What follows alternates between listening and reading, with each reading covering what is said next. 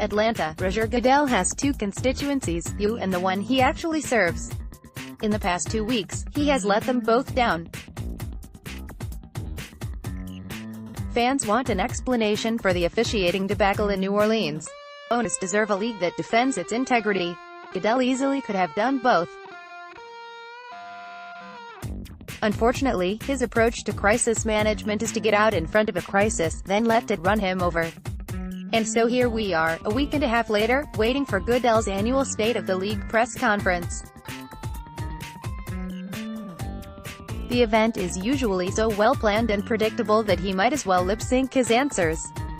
I have attended at least a half-dozen of these and don't remember him stumbling through a sentence.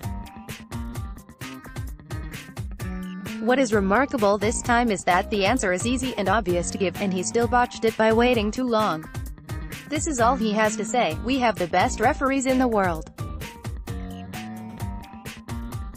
We also have some of the best athletes in the world, and the best camera angles in the world, and sometimes these combine to make the best referees in the world look bad, when in fact, they are just human. The refs in New Orleans made a big mistake at a lousy time. I feel awful for the Saints. But I don't question our officials' integrity or intentions. It was an honest mistake. We will continue to look at ways to improve our replay system, as we do every year." That last paragraph is entirely reasonable and accurate. But Goodell should have said it last week, before the Saints changed their official logo to a crying baby, Louisiana Sen. Bill Cassidy demanded that Goodell remove at least 2 vital organs without anesthesia, and Saints fans swore they would go on a hunger strike if the food in New Orleans weren't so tasty. Instead, Goodell was silent.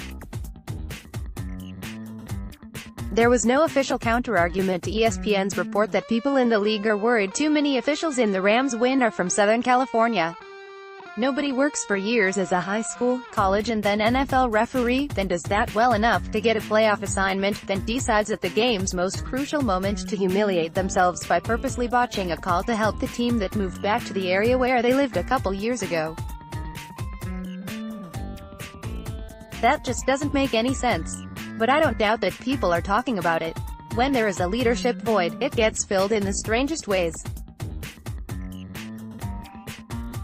Goodell's silence on Saints-Rams no-call is deafening. Goodell has done an impressive job of growing the league's revenues, which is why NFL owners remain loyal to him. We keep thinking they should replace him with somebody who puts fans first, but why would they do that? They're more likely to vote for Alexandria Ocasio-Cortez. Still, there is a public aspect to the commissioner's job, and Goodell has continually failed at it. This is the key point that owners and Goodell seem to miss: he can be a more open and honest leader and still make billions for billionaires. The occasional conference call or candid answer is not going to destroy the next TV deal.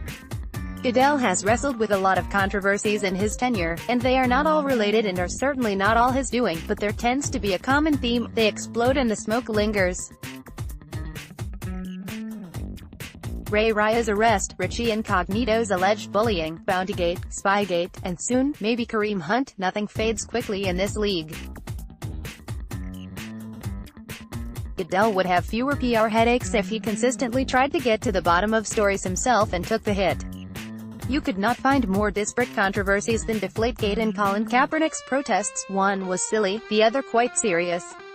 But in both cases, the league botched the response. If Goodell had penalized the Patriots for Deflategate and left Tom Brady out of it, he would have pleased the teams looking to punish the Pats, saved his premier player the embarrassment of a questionable suspension, and ended the whole thing in a couple months. Instead, it lingered for more than a year. And if Goodell had made it clear to owners, players and the public that he didn't agree with Kaepernick kneeling during the anthem, but respected his right to do so, and he expected all the teams to respect it, the league would have been better off. Instead of operating in fear of a fear-mongering president, NFL owners should have privately threatened to withhold their donations to Donald Trump and the GOP until he left them alone. Instead, here we are 3 years later, Kaepernick is suing the league for collusion. Some of the most famous entertainers in America are upset with musicians for performing at halftime of the Super Bowl, and Trump is still ripping the league whenever it's convenient for him. Put aside your political beliefs for a moment and tell me, from a business perspective, could the NFL have handled this worse than it did? There will be the usual anticipation for Goodell's press conference, and the room will probably be packed. We expect tension, but history tells us that Goodell manages this setting quite well. The rest of the year is the problem.